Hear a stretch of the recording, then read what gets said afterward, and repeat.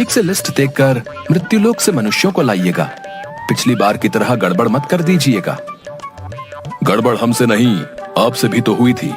बिना वेरीफाई किए हुए आपने कई आदमियों को स्वर्ग के बदले नर्क और नर्क जाने वाले आदमियों को स्वर्ग का टिकट अलॉट कर दिया था। वो गलती भी आपके चलते ही हुई थी। आप ही नीचे मृत्युलोक में बिना लिस्ट वेरीफाई किए एक ही नाम और राशि के कई लोगों को एक साथ ले आए थे। जानते भी हैं आप कितना कंफ्यूजन हो गया था। कंफ्यूजन? और आपने जो वकील को स्वर्ग भेज दिया था, उसके बाद उसे नर्क शिफ्ट कराने में दांतों तले चने चबाने पड़ गए थे। वो तो भला हो एक नर्क वाले मोटे क्लाइंट का, जिसके कारण वकील नर्क में ट्रांसफर हुआ। वो वकील बोल रहा था कि धंधे के लिए तो वो नर्क में भी चला जाएगा। ठीक है बाबा, मेरी ही गलती थी। अब जल्दी से पृथ्वी पर जाइए आप। एक पल भी देरी हुई तो अनर्थ हो जाएगा।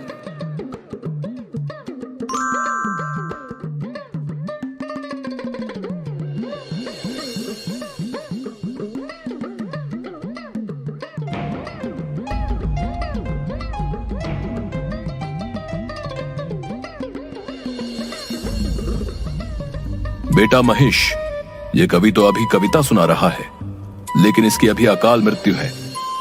आओ इसे हार्ट अटैक देकर ले चलते हैं यहाँ से। मंच पर विराजमान अतिथिगण एवं श्रोतागण, वीर रस की एक पंक्ति आप लोगों को समर्पित कर रहा हूँ। अबे तिनके, एक हवा का झोंका आएगा तो न जाने किधर गिरेगा, लेकिन कविता पढ़ेंगे तो वीर रस की ही। वाह रे प्रभु, तेरी लीला तू ही जाने।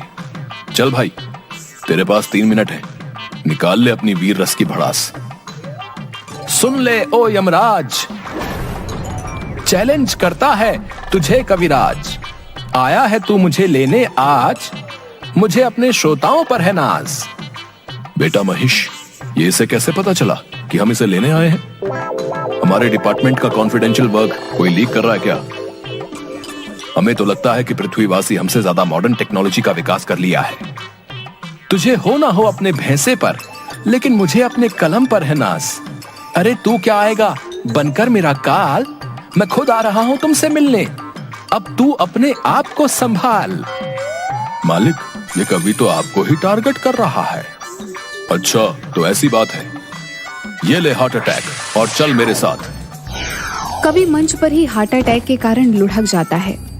यमराज जी उसे लेकर बोरे में डालकर महेश पर लाद देते हैं और दूसरा टारगेट पूरा करने चल देते हैं। दूसरा टारगेट की ओर चलो बेटा महेश। मालिक, अभी तो कवि का जीवन 1.5 मिनट बाकी था। देखा नहीं, तिनके सा कवि मुझे ही चैलेंज कर रहा था। अब पड़ा है बोरे में। चित्रगुप्त जी से बोलकर इसे नर्क में भिजवाऊंगा, देखना तुम। जी मालिक, अगला टारगेट लाइफ इंश्योरेंस एजेंट का है। अच्छा, मेरा नाम ले लेकर लोगों को डरा धमका कर इसने बहुत संपत्ति बनाया है, लेकिन खुद कभी भी मेरी पूजा नहीं किया। ये तो बड़ा नमक हराम निकला मालिक। सेठ जी, आप निश्चिंत होकर रहिए। ये प्लान ऐसा है कि आपको यमराज भी नहीं कुछ कर पाएगा। हाँ बेटा महेश, ये मुझे समझ में नहीं आता कि ये लोग अपना उल्लू सीधा करने के लिए मेरा ही नाम क्यों लेते हैं। मालिक, इन्हीं लोगों ने आपको बदनाम कर रखा है। शायद इसी कारण आपकी पूजा मृत्युलोक पर नहीं होती। अच्छा, अभी इसे मजा चखाता हूँ। जीवन बीमा का प्लान बेचने वाले अपना बीमा तो करवा लेता। यमराज बीमा एजेंट को भी ब्रेन हैमरेज करवाकर अपने साथ ले लेते हैं। अगला नंबर एक डॉक्टर का रहता है। चलो अब कुछ पढ़े लिखे लोगों से मिला जाए। जी मालिक, चलिए इन्हें भी ले लेते हैं। देखो भाई, तुम्हारे पेशेंट की हालत बहुत ही क्रिटिकल है। अगर 24 घंटे के अंदर ऑपरेशन नहीं हुआ तो यमराज ही इसका मालिक है। लेकिन इसको तो मामूली खांसी हो रहा है बस। डॉक्टर तुम हो या मैं? ये खांसी मामूली नहीं है। गले में फंगस, बैक्टीरिया दोनों ने एक साथ अटैक कर दिया है। लेकिन इसके लिए आपने culture test, HIV test, x-ray, CT scan, इतने सारे टेस्ट क्यों लिखवा दिए हैं? इसलिए आप लोगों को कहता हूं, अपने से डॉक्टर बनने की कोशिश नहीं करें। मैं कोई रिस्क नहीं लेना चाहता। क्रिटिकल केस है पेशेंट का। चलिए अब काउंटर पर जाकर 2 लाख रुपया जमा करवाइए और 6-7 लाख रुपए का इंतजाम कर लीजिएगा। अब लेकिन इतना पैसा कहां से लाऊंगा? आप एक बार ठीक से चेकअप कर लीजिए प्लीज। मुझे नहीं लगता कि ऑपरेशन की जरूरत होगी। मैंने अच्छे से चेकअप कर लिया है। जाइए पैसे जमा कर और पैसे का इंतजाम कीजिए। अपने पेशेंट का यमराज नहीं बनिए। देख रहा है ना बेटा महेश, किस तरह इन लोगों ने मेरा नाम बदनाम कर रखा है। इस डॉक्टर को तो अब एक पल भी जिंदा नहीं छोड़ सकता।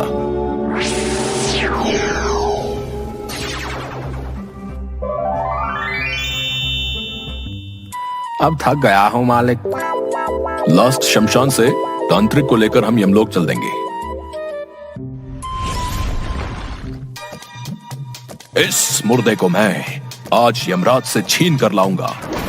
बक्कड़ चक्कड़ चामुंडा, ये लाश अभी तू खड़ा हो जा।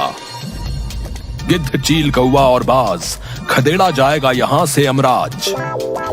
अच्छा बेटा, मुझसे तो अच्छे अच्छे तांत्रिक भागते हैं और तुम हम ही को खदेड़ रहे हो। चल बेटा महेश, तेरा आज का कोटा पूरा हुआ।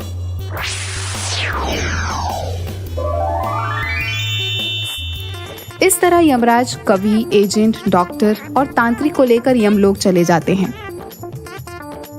लेकिन सब उल्टा पुल्टा हो जाता है। वहां पहुंचते पहुंचते उनका लिस्ट बदल जाता है। पता चलता है कि इन लोगों की जिंदगी अभी बाकी है। जो ओरिजिनल लिस्ट चित्रगुप्त जी ने दी थी, उससे यमराज का लिस्ट एकदम मैच नहीं कर रहा था।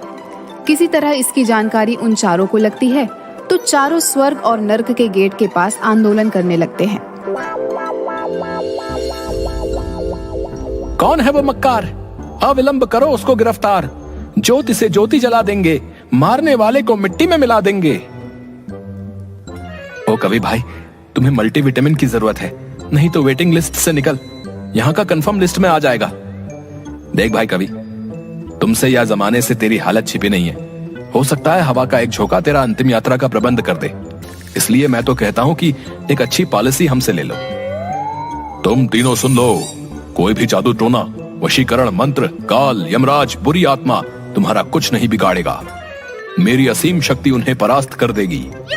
अगर तुम मुझसे सेवा लेते हो, सेवा चार्ज मात्र 50,000 रुपए। पता तेलिया मसान, ऑपोजिट शमशान। वही दूसरी तरफ यमलोक में इसी बात को लेकर बहुत हंगामा चल रहा था कि पिछले कुछ दिनों से ऐसी गड़बड़ी क्यों हो रही है।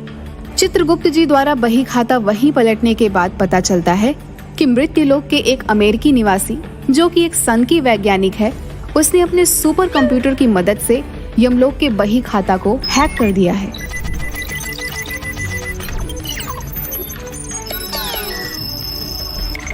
ओह, अब क्या होगा? देखता हूँ क्या हो सकता है। इन चारों को यमलोक लाए कितनी देर हुई है? 3 मिनट।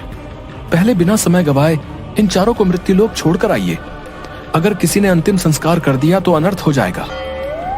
यमराज तुरंत उन चारों को लेकर महिष पर लाद कर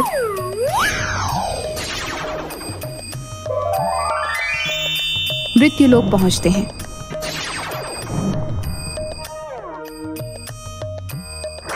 और उन सभी को उनके उनके शरीर में वापस भेज देते हैं। उनके परिजन जो उस समय रो रहे थे, विलाप कर रहे थे, उन्हें वह जिंदा पाकर बहुत खुश होते हैं। यमराज वापस यमलोक पहुंचकर सन की वैज्ञानिक यमलोक के बही खाते के साथ छेड़छाड़ किया है, इसलिए उस सन की वैज्ञानिक को दंड मिलना चाहिए। हम चाहें तो अभी के अभी उस सन की वैज्ञानिक और उसके टेक्नोलॉजी को नष्ट कर दें, लेकिन हमारा हाथ भी सिस्टम से बंधा है। उस सन की वैज्ञानिक को मजा चखाने के लिए आपको पृथ्वीलोक पर जाना होगा। यही ठीक रहेगा। मैं अभी ही अपने महिष को लेकर निकलता हूँ पृथ्वीलोक के लिए। रुकिए, ये नक्शा ले लीजिए ताकि उस वैज्ञानिक को खोजने में आसानी हो। उसका सारा बायोडेटा लिखा हुआ है इसमें। यमराज और महिष दोनों अपना अपना गेटअप चेंज कर लेते हैं। यमराज जी अपना नाम यम्मू और महिष अपना नाम भैंसू रख लेता है।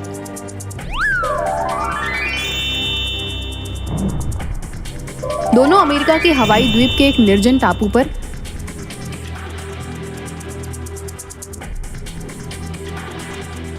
वैज्ञानिक को सबक सिखाने के लिए पहुंचते हैं। सिक्योरिटी से बच बचाकर दोनों वैज्ञानिक के लैब के पास पहुंचते हैं। तभी एक गार्ड उन्हें देख लेता है। यह कौन है वहां? अंदर कैसे आ गए? सिक्योरिटी, हाय भैया, कैसे हो? अरे अरे अरे भाई, तुम भी इंडियन हो का? हाँ भाई, हम हैं यम्मू और यह है महेश। वैसे तुम भारत में कहाँ से हो गार्ड भाई? अरे हम तो बिहार से हैं। वैसे तुम लोग कहाँ से हो भाई? ये तो गजब होई गवा, हम सब भी बिहार से हैं। अरे ला मर्दे, तनी खैनी खिला। बहुत दिन हो गईल आपन बिहारी खैनी खायल। अमेरिका में बिहारी जैसन खैनी कहाँ मिलेला? यहाँ के वर्जीनिया खैनी और सिगार में वो दम नहीं खे। ये बात तो 100% सही बोला रहा कि इहवा के खैनी में उहवा जैसन मजा ना बा। इला काल ही एगो चाचा से मंगाई ले बानी। इला हमार खैनी खा के देख, मर्दे खांटी बिहारी खैनी बा।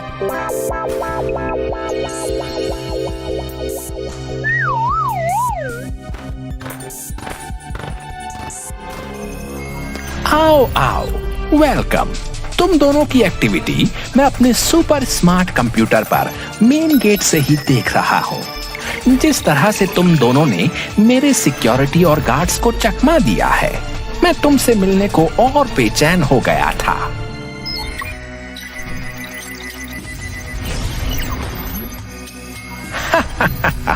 कैसा लगा मेरा स्वागत?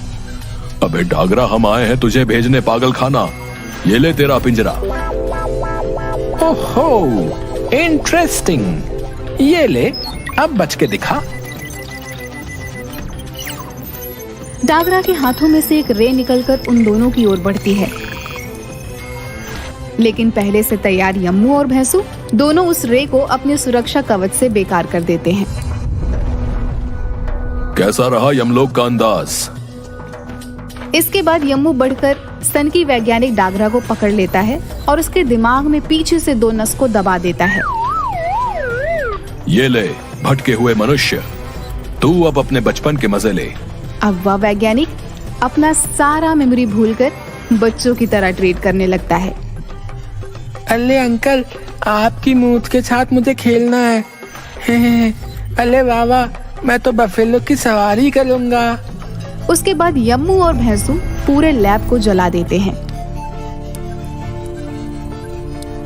अब हमें जल्दी से यमलोक की तरफ निकलना चाहिए। ये नादान मनुष्य कहीं हमारे पल्ले ना पड़ जाए। हाँ प्रभु, जल्दी विराजिए, हम लोग निकलते हैं।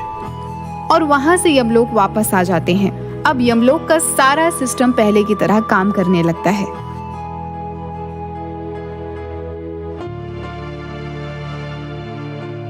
क्यों चित्रगुप्त जी, मानते हो ना कि यम है हम? सब कुछ नॉर्मल करके सिस्टम सही कर दिया। जी प्रभु, तभी तो आप यमलोक के कर्ता धर्ता हो। आपकी जय हो।